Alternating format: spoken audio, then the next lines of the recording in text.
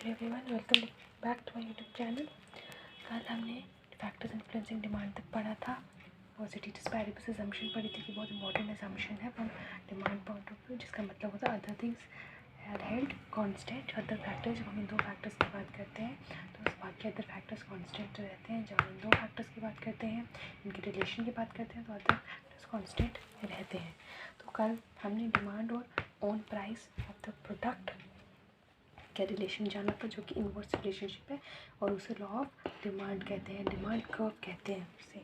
और law of demand के according क्या होता है, inverse relationship between demand and on price of the product की इन्वर्स रिलेशनशिप यहाँ पे हम देख रहे हैं। आज हम करेंगे कंटिन्यू डिमांड और relation between price of the related products. ये भी हमने देखा था, प्राइस ऑफ रिलेटेड प्रोडक्ट्स दो टाइप के होते हैं, सब्स्टिट्यूट गुड्स और कॉम्प्लीमेंट्री गुड्स। जब रिलेटेड प्रोडक्ट्स की बात करते हैं, सब्स्टिट्यूट और कॉम्प्लीमेंट्री गुड्स की बात आती है।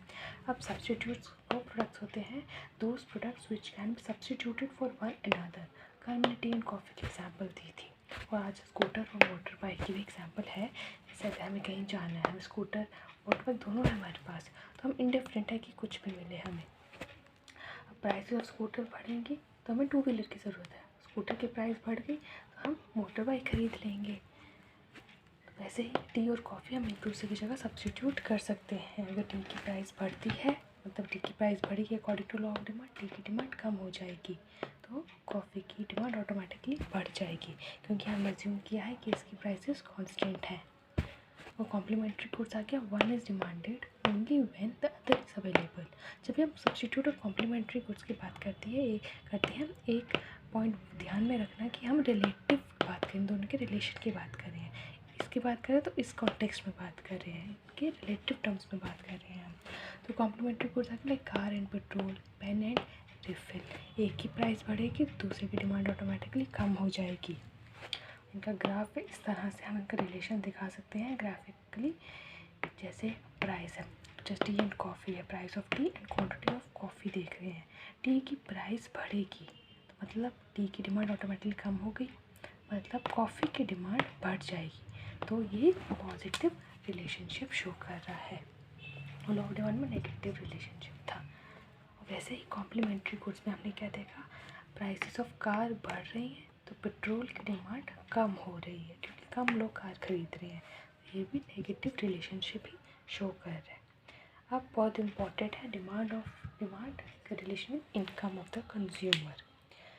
इनकम ऑफ द कंज्यूमर की जब हम बात करते हैं, इसमें तीन टाइप के गुड्स हम डिफाइन कर सकते हैं, नॉर्मल गुड्स या नेसेसिटी गुड्स, लग्जरीज और इन्फीरियर गुड्स। क्योंकि ऐसा भी नहीं है कि हमारी इनकम बढ़ रही है तो डिमांड भी बढ़ती ही जा रही है। कुछ ऐसे प्रोडक्ट्स भी होते हैं जिनसे इनकम बढ़ती है पर उनकी डिमांड फिर कम होने लगती है, क्योंकि हम बेटर क्वालिटी कंज्यूम करना चाहते हैं।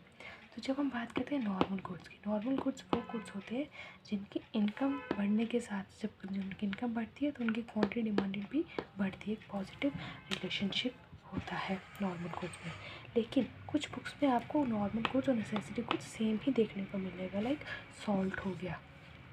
अब सॉल्ट तो हम रोज़मर्रा की ज़िंदगी में यूज़ करते हैं, बट इसका ये मतलब नहीं ना इनकम बढ़ेगी तो सॉल्ट हम ज़्यादा कंज्यूम करने लगेंगे, नहीं। तो ये नेसेसिटीज़ में कुछ एक्सेप्शंस होती हैं कि जैसे हमारी इनकम बढ़ेगी तो उसकी क्वांटिटी जो है वो इनइलास्टिक होगी, हम कुछ ज़्यादा कंज्यूम नहीं करने लगेंगे। एक पॉइंट पे आके शुरू में हम ज़्यादा कंज्यूम कर सकते हैं कुछ लिमिट तक, फिर एक इनइलास्टिक हो जाएगी।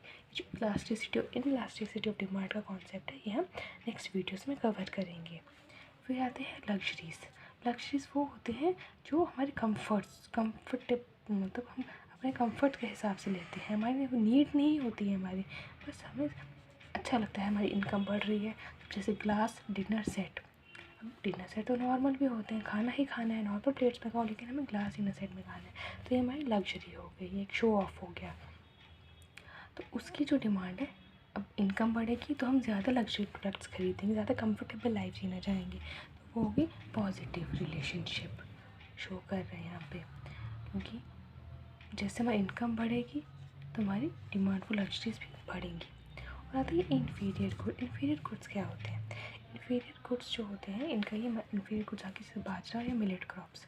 मिलेट्स जो होते हैं, ये जैसे किसी की इनकम बहुत कम है, ठीक है, तो ये इन लेस एक्सपेंसिव होते हैं, इसलिए जिनकी इनकम कम है वो ये कंज्यूम करते हैं ऐसे वही प्रोडक्ट्स।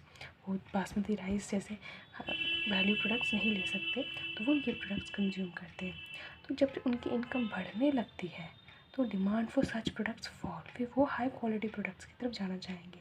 तो इसीलिए इंफीरियर गुड्स की जो रिलेशन होता है इनकम के साथ वो नेगेटिव होता है।